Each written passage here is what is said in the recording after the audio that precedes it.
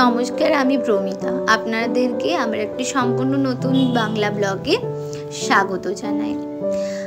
আমার আগের দিনের ব্লগটার পর থেকেই শুরু করছি।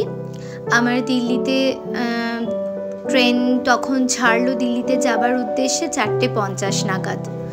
তো আমি তো আশেপাশে কাউকেই চিনি না, আর আমার একদমই সম্পূর্ণ এটা প্রথম একটা যে অভিজ্ঞতা ছিল ট্রেনে চড়ার। তো ওই বলে না যে যার কেউ নেই তার ভগবান আছে। আমি বলছিলাম যে এতটা পথ কালকে সেই সকালবেলায় গিয়ে আমি 10:50 মেবি হয়তো ওই টাইমে গিয়ে আমি নিউ দিল্লি পৌঁছবো, মানে নেক্সট টু ইম্পসিবল একটা ব্যাপার। তো যাই হোক, আমার সামনে একটা দাদা আর একটা দিদি, একটা কাপল ছিলেন, তাদের একটা ছোট্ট বেবি। ওরা আমার সামনের বার্থের ইয়েতে ছিল, আবার লোয়ার বার্থের ইয়েতে। তো ওরা না গুজরাটি ছিল, সরি গুজরাটি নয়, রাজস্থানি ছিল একদম। তো ওরা রাজস্থানে যাচ্ছে, আর আমি তখনই জানতে পারি বিকানের বলে একটা জায়গা আছে রাজস্থানের, ওই পর্যন্তই এই ট্রেনটা গিয়ে দাঁড়ায়। তারপরে ওখান থেকে আবার ওদের ক্যাব বা নিজেদের পার্সোনাল গাড়ি আসবে বাড়ির থেকে, তারপরে সেখান থেকে তারা নিজেদের উদ্দেশ্যে নিজেদের বাড়িতে যাবে। তো ওই মেয়েটা আমার এজেরই হবে, আমি আমার এজেরই আর কি। তো ওর সাথে আমার একটা ও অন্য একটা ও পুরোপুরিভাবে না বাংলা বোঝে না, একেবারেই বাংলা বোঝে না, অথচ আমাদের কলকাতাতেই থাকে। বললো নিউ টাউনে ওদের ফ্ল্যাট আছে, আর ওদের গার্মেন্টস বিজনেস আছে। আর ওর সঙ্গে যে ছোট একটা বাচ্চা ছিল, ওর নাম দেবাংশী ছিল। এত কিউট বাচ্চা ছিল দেবাংশী, সেই ভিডিও আমার নেওয়া হয়নি। ও বেশিরভাগ টাইম আমার কোলেই ছিল, আমার বেশিরভাগ টাইম তাকে নিয়েই না কেটে গেছে। আর ও যাই না, ওকেও আমার ভালো লাগছিল, ওরও আমার কোলে থাকতে ভালো লাগছিল। আর গোটা পথটা জুড়েই সবাই বোধহয় ঘুমিয়ে গেছে, আমি আর ওই দিদি মিলে দুজন মিলে গল্প করছিলাম। আমি যেটা হয় আর কি, হিন্দি আমি বুঝতেও পারি, লিখতেও পারি, আবার আমি বলতেও পারি, বাট প্রত্যেকটা একটা হয় না যে অভ্যেস না থাকলে সেই ফ্লুয়েন্টলি ইংলিশ বলাটা খুব ডিফিকাল্ট। তো ইংলিশ বলছি, হিন্দি বলাটা ডিফিকাল্ট। তো আমি না হিন্দিটা ভাবতে হচ্ছে যে কি বলবো, বুঝতে পারবে তো, এরকম আর কি। তাও যাই হোক, আমরা কথা বলতে বলতে ঘুমিয়ে পড়লাম যথারীতি। ওই দিদিটা আমাকে তো প্রচুর হেল্প করলো, আমাকে বলছে সরাসরি ব্ল্যাঙ্কেটটা না একদম গায়ে দিও না, ওরকম বেডশিটটা আগে নাও, নিয়ে তারপরে ব্ল্যাঙ্কেটটা তার ওপরে চাপা দাও, নইলে তুমি তো বললে তোমার ডাস্ট অ্যালার্জি আছে বা তোমার ব্ল্যাঙ্কেটের ইয়েতে, তাহলে তোমার ইয়ে হতে পারে। আমি একেবারেই চা কফি খায় না, পুরোপুরি আমার বন্ধ করে দিয়েছি।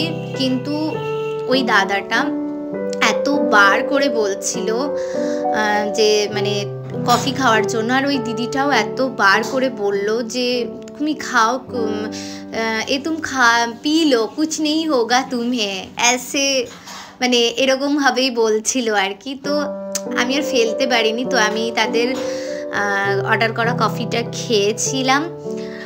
কিন্তু আমি সচরাচর চা কফি খাই না, এখন বন্ধ করে দিয়েছি। তো ওই আমি আর ও না আমি তারপরে সকালবেলায় উঠে দেখছি বাইরের দিকটা পুরো কুয়াশাচ্ছন্ন, কিছু দেখা যাচ্ছে না আমার কাজ বাইরে। তখন আমি ঘুম থেকে উঠতে উঠতে বোধহয় 9টা সাড়ে 9টা বেজে গেছে। আমি ভাবছি ঠিক আছে, আর আধ ঘন্টা বাদে তো দিল্লি নেমেই যাব, বা আর 1 ঘন্টা বড় জোর। কিন্তু এতটাই কুয়াশা ছিল রাত্রিবেলাতে, তো সেই জন্য লোকো পাইলটও খুব ভালোভাবে ট্রেন দ্রুত গতিতে ছুটিয়ে নিয়ে যেতে পারেননি, তাতে অ্যাক্সিডেন্টেই হতো। আমাদের তো খুব বেনিফিট হতো এরকমটা নয়। তো সেই জন্য না তখন আমরা জানতে পারলাম যে, আর তাছাড়া আমার বড় আমাকে ফোন করে বলল, ও যেহেতু ও তো সেই এক্সিকিউটিভ ইঞ্জিনিয়ার, তো সেই জন্য আমাকে ফোন করে বললো তোমার ট্রেন না 2 ঘন্টা লেট হবে, দেখে নিও। আমার হলো তো, কথা হলো 2 ঘন্টা লেট হবে। আমি বললাম হয়ে গেল, এমনি আমি ট্রেনে থাকতে চাইছি না বেশিক্ষণ, এমনি অনেকক্ষণ হয়ে গেল, তারপরে আবার 2 ঘন্টা। তারপরে ওদের তো আমার সামনের জন্য তো আরও বেশি কষ্ট, ওরা যাবে রাজস্থানে। এই বলতে বলতে তো আমার হচ্ছে সকালের যে মানে ব্রেকফাস্ট আসলো। ওরা না, আমি সেটাও ভালো করে ভিডিও নিতে পারিনি, আর আমি জানতামও না যে আমি ব্লগ করবো, আর ব্লগ করলে যে এটাকে ওই মানে লম্বা করে ফোন ধরলে হয় না, সেটাকে এরকম করে আর কি ফোন আলাদা মানে ইয়ে করে ধরতে হয়, সেটা আমার জানা ছিল না। আর আমার এটাও জানা ছিল না যে আমি ব্লগ বানাবো। তো দুটো ভেজিটেবলের চপ মতো দিয়েছিল, একটা চিড়ে ভাজা ছিল, একটা স্যান্ডউইচ ছিল, আর আমার তো পুরো ভেজ বলা ছিল, আমি ভেজ খাই, আমি তো নন ভেজ খাই না, তো সেই জন্য আমার সব কিছুই ভেজে দিয়েছিল। আর চায়ের জন্য ছিল, চা দিয়েছিল, আর একটা ফ্রুটি দিয়েছিল, আমার মনে আছে। তো মানে দেখতে পাচ্ছেন বাইরে কতটা কুয়াশা। আমি একটা জিনিস লক্ষ্য করলাম যে যত আমরা হচ্ছে মানে দিল্লির দিকে এগিয়ে যাচ্ছিলাম, যত দিল্লি কাছে আসছিল, তত না বাড়ি ঘরগুলো অদ্ভুত রকমের দেখতে লাগছিল। এবার আমি এখন মানে পুরো দিল্লিতে বলতে প্রপার জায়গাগুলোয় ঘুরে উঠতে পেরেছি ওখানে যাবার পরে। ওই ধরুন ওই লালকেল্লার ওখানে মানে যেগুলো প্রপার জায়গা, মানে ওই ইন্ডিয়া গেট, এই সমস্তই আর কি, তো সেগুলো তো ঠিকই লেগেছে। আর যে ফ্ল্যাটও আমি দূর থেকে দেখেছি ওই মানে দিল্লির ওখানে অদ্ভুত ব্যাপার একটা জিনিস হচ্ছে, ওদের না মানে আমি যে দিল্লিতে ঢুকতে আমাকে সামনের দাদা যে ছিল বললো যে দিদি এটা আপনার নতুন মানে ফার্স্ট টাইম ভিজিট যাচ্ছেন, তো ওই জন্য এদিকের এরকমই হয় যে বাইরের দিকটা একটু ভালো করে লক্ষ্য করলে দেখতে পাবেন যে বাইরের দিকে কারোর বাড়িতে না প্লাস্টার নেই, সেটা ফ্ল্যাটেরই হোক বা বাড়িরই হোক, প্লাস্টার করানো ওরকম ইট দেখা যায়। আর ভেতরের দিকে নাকি মানে মার্বেল টার্বেল বসিয়ে মানে পুরো একদম যেরকম আমাদের নর্মাল সবার বাড়ি হয় আর কি কম বেশি, সেই রকম বাড়ি আর কি, ঝা চকচকে। বাট ওরা না বাইরের দিকে প্লাস্টারও করায় না, রঙও করায় না, মানে এরকম একটা আমি জিনিস লক্ষ্য করেছি। তো আমার খুব মানে অবাক লেগেছে। যত আমি দিল্লির দিকে এগিয়েছি আমি সেরকমই দেখেছি, এবং আমি যখন দিল্লিতে ট্রেন ধরতে আসছিলাম বাড়ি আসার সময় আমি সেরকমই দেখেছি বেশিরভাগ ফ্ল্যাটের এবার আমি প্রপার জায়গাগুলোতে গেছি, সেগুলোতে আবার এরকম নয়, সেগুলো আবার ভালোই, মানে যেরকম আমাদের ফ্ল্যাট হয়, যেরকম বাড়ি হয় আমাদের পশ্চিমবঙ্গে, সেরকমই আর কি। তো এই দিল্লি ঢুকছে করছে, তার আগে আমি তো এটা ফার্স্ট টাইম ভিজিট করেছি, আমার তো অভিজ্ঞতা নেই। এরপরে আবার যখন আমি যাব তখন আমি আরো মানে ব্রিফলি বলতে পারবো, আরো সুন্দর করে আমি ভিডিওগুলো করতে পারবো। ওই তিলক ব্রিজ বলে ওই ব্রিজটাও এখানে পার হয়, তারপরে আরো কতগুলো ব্রিজ আছে, আপনাদের যদি জানা থাকে আমাকে বলবেন, আমি আসলে সব ভুলে গেছি, আমার ঠিক কিছুই মনে নেই আর কি, কোনটার পর কোনটা এসছে কি এক্স্যাক্টলি। তবে এই জায়গাটা আমার খুব ভালো লেগেছে। এটা দিল্লিকে ঢোকার নয়, বোধহয় তিলক ব্রিজ ঢোকার আগের জায়গাতে আর কি। এত সুন্দরভাবে হচ্ছে এখানে গার্ডেনিং করা আছে, দারুণ সুন্দর গার্ডেনিং করা আছে। এখানকার ট্রেনগুলো না এইরকম টাইপের ট্রেন হয় দিল্লিতে, এরকম এই সবুজ আর সাদাতে, সেটাও আমার জানা ছিল না।